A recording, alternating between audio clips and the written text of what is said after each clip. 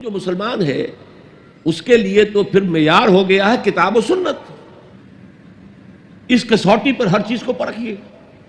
اگر اس کے خلاف کوئی بات ذہن میں آ رہی ہے تو اسے وسوسہ شیطانی سمجھیے، لاہور پڑھیے، اس کو جھٹک دیجیے، اسے زبان پر بھی نہ لائیے. اس لیے کہ جب تک وسوسے کو آپ زبان پر لا کر بیان نہیں کرتے کوئی گرفت نہیں ہے. اس لیے کہ شیطان کو یہ اختیار اللہ نے دے رکھا ہے. الذی یوسوس فی صدور الناس، وسوسہ اندازی وہ کرتا ہے، لیکن یہ کہ آپ اس کے وسوسے کو قبول کرتے یا نہیں کرتے یہ آپ کا اختیار ہے. تو اس اعتبار سے وہ عقل جو فطرت سے آزاد ہو گئی ہو وہ در حقیقت گمراہی کی طرف تو لے کر جائے گی. مشتاق احمد صاحب ملازمت پیشہ ہیں.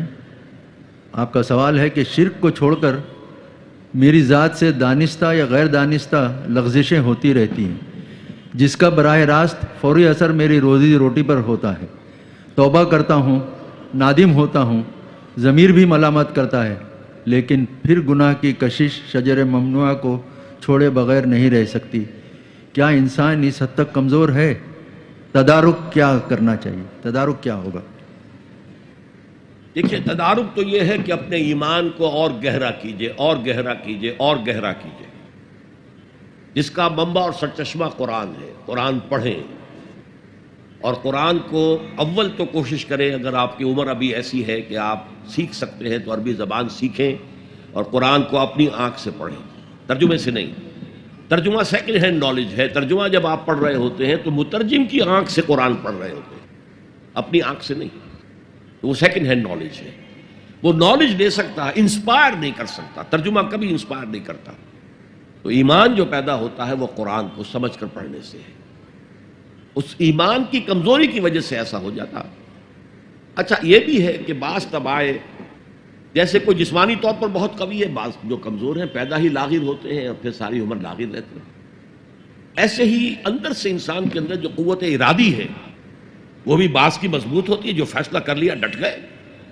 بعض کی قوت ارادی اتنی مضبوط نہیں ہوتی. مثلا بعض لوگ سگریٹ چھوڑنا چاہتے نہیں چھوڑ سکتے، 8 مہینے 10 مہینے پھر اس کے بعد جو ہے وہ دوبارہ آؤٹ کر گئی. تو یہ وہ ان کی جو ول پاور ہے، اسٹرینتھ آف ڈٹرمینیشن، وہ کم ہے. تو اللہ نے ان کے لیے بھی فرمایا ہے توابون خطاؤن کل بنی آدم خطاؤن، اور خیر الخطائین التوابون. تمام انسان انتہائی خطا کار ہیں. ان خطا کاروں میں وہ ہیں جو توبہ بہت کرتے ہیں. اور ایسی حدیثیں موجود ہیں کہ جس وقت آپ نے توبہ کی، ایک دفعہ اس عمل کو چھوڑنا لازم ہے. اس وقت یہ ارادہ ہونا چاہیے کہ اب دوبارہ نہیں کروں گا. اس وقت دل کے اندر جو ہے پشیمانی ہونی چاہیے. اور اگر وہ حقوق و لباد کا گناہ ہے تو یا تو جس کا پیسہ مارا ہے اس سے معافی حاصل کریں یا کمپنسیٹ کریں. اس لیے کہ حقوق و لباد کے جو معاملات ہیں وہ اللہ معاف نہیں کرے گا. اپنے حقوق کو معاف کرنے میں وہ بہت سخی ہے. اس کے بعد آپ کچھ عرصے کے بعد پھر گناہ ہو گئے، پھر توبہ کریں. پھر گناہ ہو جائے پھر توبہ کریں. جڑے رہیں اللہ کے ساتھ. میں اس کی مثال دیا کرتا ہوں، کسی بچے کو ماں مار رہی ہے، وہ بچہ ماں ہی سے لپٹ رہا ہے. اسی طریقے سے اللہ سے لپٹے رہو اور سمجھو کہ ہاں یہ مجھ سے گناہ ہو رہا ہے، پھر دوبارہ. تو اس لیے کوئی حرج نہیں ہے. اگر آپ کی قوت ارادی کمزور ہے تو اللہ تعالیٰ جو ہے آپ کی جو بھی قوت اس نے آپ میں رکھی ہے، آپ کے جینز میں کوئی کمزوری ہے تو میں بیان کر چکا ہوں کہ جو شاکلہ انسان کا ہے، قل کل یعمل علی شاکلتہ، یہ وہ جینز کے ذریعے سے بنتا ہے اور ماحول کی وجہ سے بنتا ہے. لہذا اس کے اندر اندر ہی آپ عمل کر سکتے ہیں. تو اللہ تعالیٰ جانتا ہے اور ہر ایک سے وہ اس کی وسعت کے مطابق حساب لے گا.